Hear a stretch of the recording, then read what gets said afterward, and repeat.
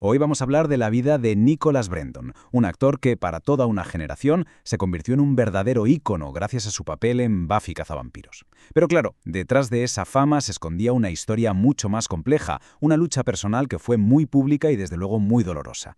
Fijaos en este homenaje tan emotivo de Sarah Michelle Gellar, su compañera en Buffy.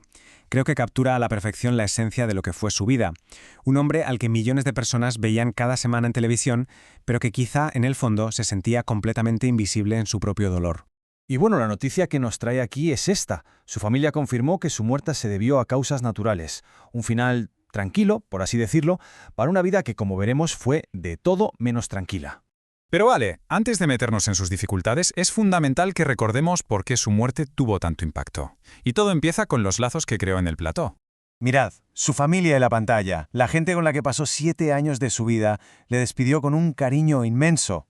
Alison Hannigan recordando su sentido del humor, Emma Caulfield con un simple y directo «te quiero». Estas palabras nos dejan claro que lo que tenían iba más allá de lo profesional.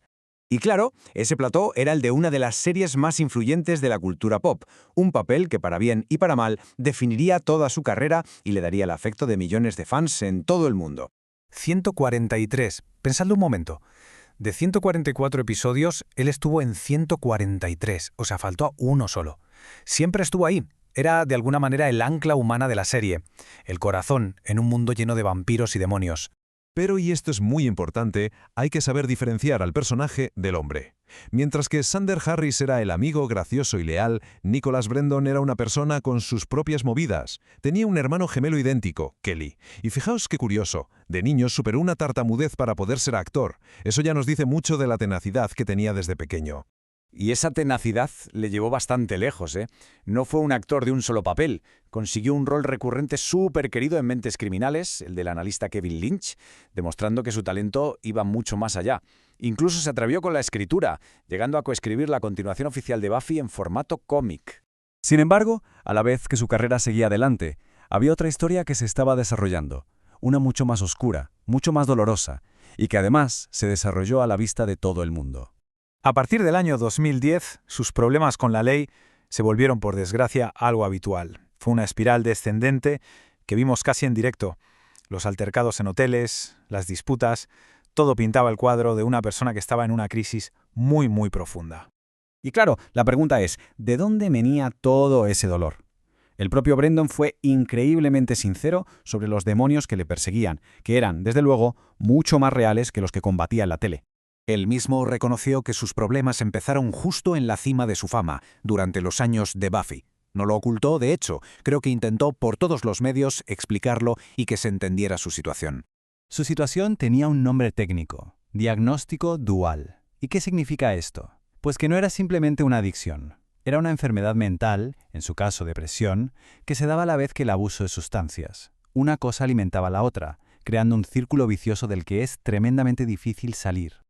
Y la profundidad de sus heridas era inmensa. Él mismo llegó a hablar de traumas infantiles devastadores, como haber sufrido abusos sexuales.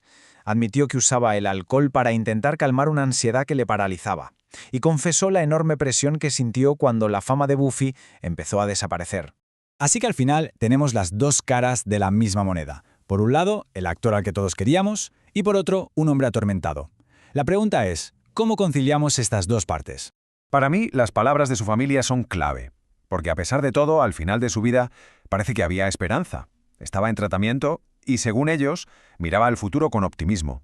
Su lucha no fue en vano, estaba activamente intentando sanar.